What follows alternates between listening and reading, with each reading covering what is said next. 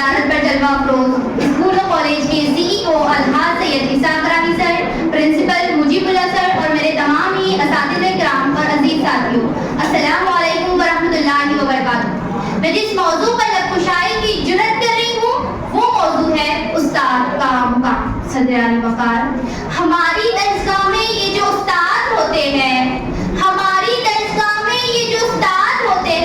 حقیقت میں یہی تو قوم کی بنیاد ہوتے ہیں۔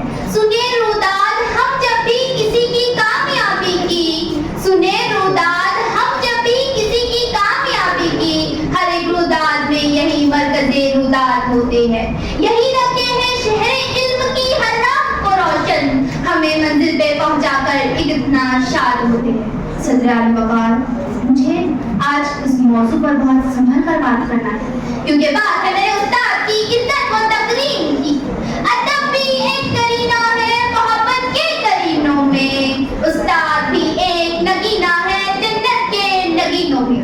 صدر اعلی وقار، طالب علم اور استاد کا رشتہ تمام رشتوں میں مقدس اور پاکیزہ ہوتا ہے، کیونکہ استاد گما کو یقین میں بدلتا ہے، بنجر زمین کو ہریان بناتا ہے، پتھروں کو تراش کر نگینہ بناتا ہے، ظلمت کی شبوں میں سورج نکالتا ہے، چشمے بصارت کو نگاہ بصیرت عطا کرتا ہے۔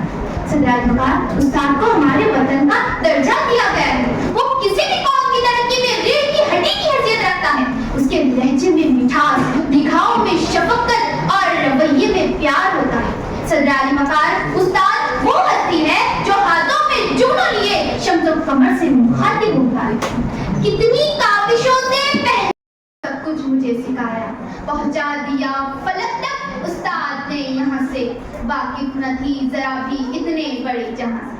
صدر اعلی وقار، استاد کا رتبہ واجب الاحترام ہے، استاد ایک موم بتی کی مانند ہے جو خود شکست کر کے دوسروں کے لیے مشعل راہ بنتا ہے۔ کسی بھی ملک کے انحصار وہاں کے قابل اور محنتی ڈاکٹرز، انجینئرز اور دوسرے شعبوں کے افراد پر ہوتا ہے، تو اس کا صحرا بھی میرے استاد کے سر جاتا ہے۔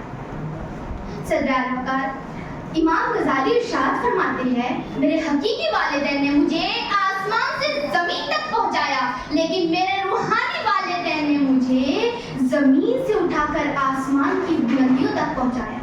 میں اپنے اساتذہ کا تہ دل سے شکریہ ادا کرنا چاہوں گی، جنہوں نے ہم سب کی تربیت کو نکھارا اور اعتماد بنایا۔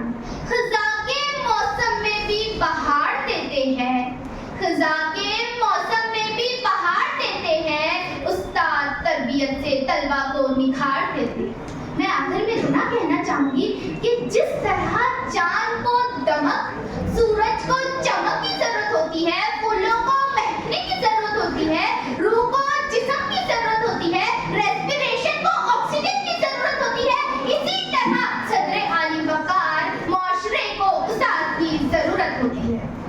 میں اپنے اساتذہ کو کچھ خراج تحسین پیش کروں گی۔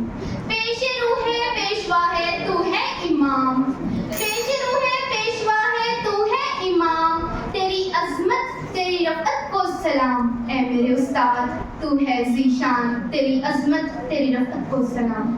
Thank you.